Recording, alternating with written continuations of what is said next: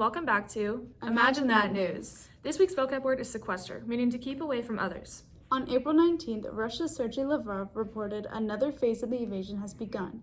Since then, increased fighting is occurring in eastern Ukraine as Russia is continuing to attempt to sequester the state and capture territory.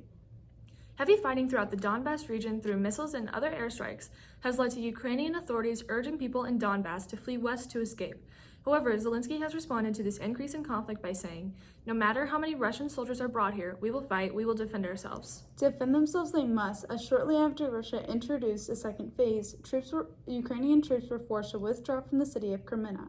Attacking from all sides, Russian General Igor Konashenkov said that air-launched missiles disabled 13 Ukrainian troop and weapons locations, and Air Force struck 60 other facilities. Russia taking Kreminna is just another step for them, as they seem to be continuing to work toward establishing power in larger cities in eastern Ukraine and the port Mariupol. More news about airstrikes. Pakistan and Afghanistan have begun to rise in conflict.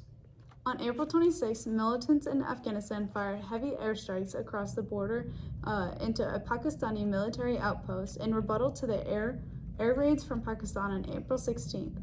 It seems all of these countries are drawing inspiration from this Ukrainian conflict that they must establish their own. And this was not just the first attack inflicted on Afghanistan, as before this, bombing occurred in a mosque in the northern Kudus province and on the Abdul Rahim Shahid School. There seems to be a similar pattern in attacking civilian infrastructure. Pakistan and Afghanistan used to be close allies. However, since the Taliban took control of the state, there has been rising tension between the two.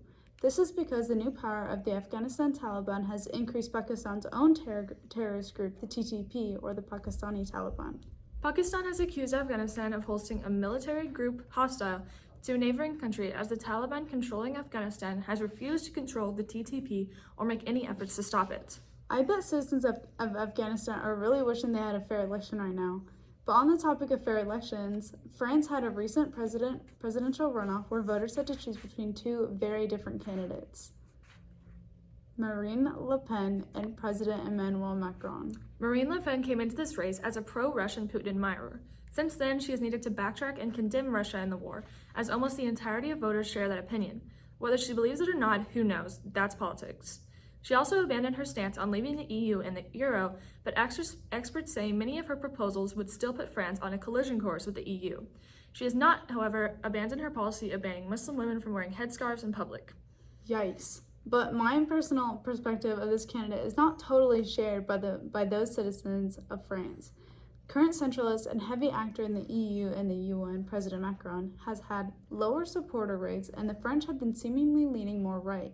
Increased immigration has led to a rise of xenophobia and counterculture, and the idea that banning cultural practices might be a good idea.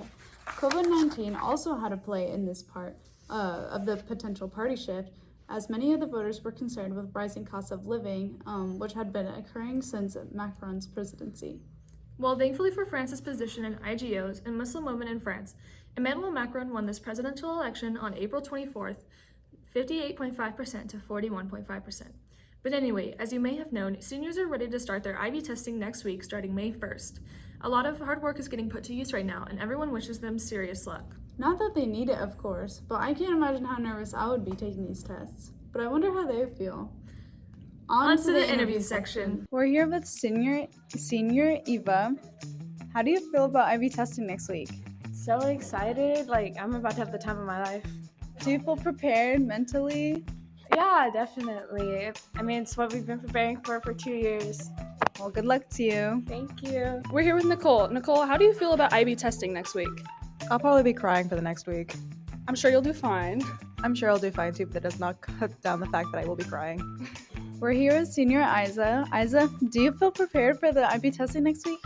To be honest, I'm a little scared, but I think, like Iba said, we've been preparing for 2 years, so I think I'm prepared enough. Well, good luck to you. Thank you. Wow, imagine that. Tune in next week.